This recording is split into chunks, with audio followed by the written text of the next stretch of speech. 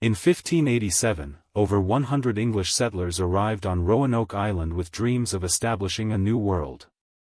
Led by Governor John White, they built homes and began their lives. But when White returned from England 3 years later, he found the settlement completely abandoned. No bodies, no signs of struggle, just the mysterious word Croton carved into a post. Theories abound about what happened.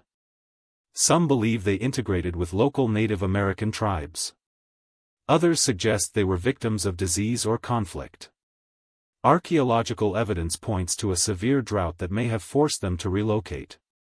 But as we delve deeper, we find that this story is more complex than it initially seems. It's a tale of human resilience and the unpredictable nature of history. Let's start at the beginning.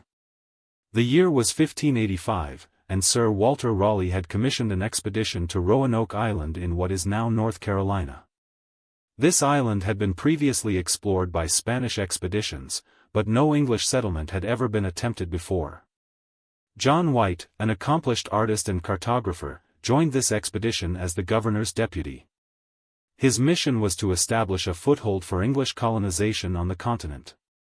After spending some time exploring the coast of present-day North Carolina, they arrived at Roanoke Island in August 1585. The island was found to be uninhabited by Europeans, but it was home to several Native American tribes. The settlers built a fort and began their lives on the island. However, after only a few months, they were forced to return to England due to a lack of supplies and the approaching winter. John White's daughter, Eleanor Dare, had given birth to a baby girl named Virginia, making her the first English child born in the New World.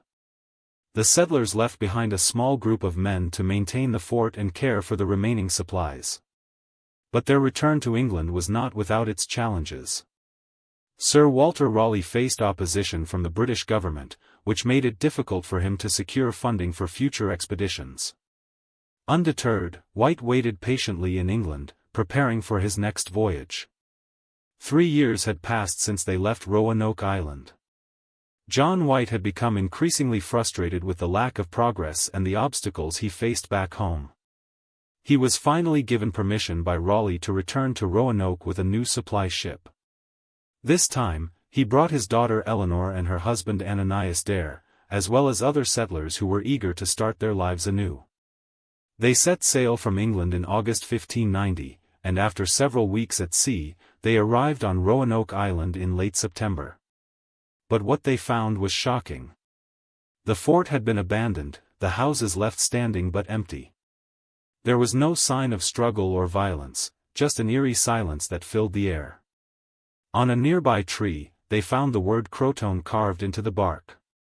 Some believed it to be a clue left by the settlers indicating that they had moved to a nearby island called Croton, now known as Hatteras Island. Others thought it might be a ruse left by the Native Americans to mislead them. Theories abound, but one thing is certain: this mystery will continue to fascinate us for generations to come. As we examine the archaeological evidence and historical records, we find that there may have been more than one explanation for the disappearance of Roanoke colony. A severe drought had struck the region in 1587, which could have forced the settlers to relocate in search of better living conditions. Some researchers suggest that they may have integrated with local Native American tribes, adopting their customs and way of life. But did they do so willingly or under duress? The debate continues to this day. As we look back at this enigmatic event, it serves as a poignant reminder of the complexities and challenges faced by early colonists in the New World. We are left with more questions than answers, but one thing is certain: the story of Roanoke colony will continue to captivate us for generations to come.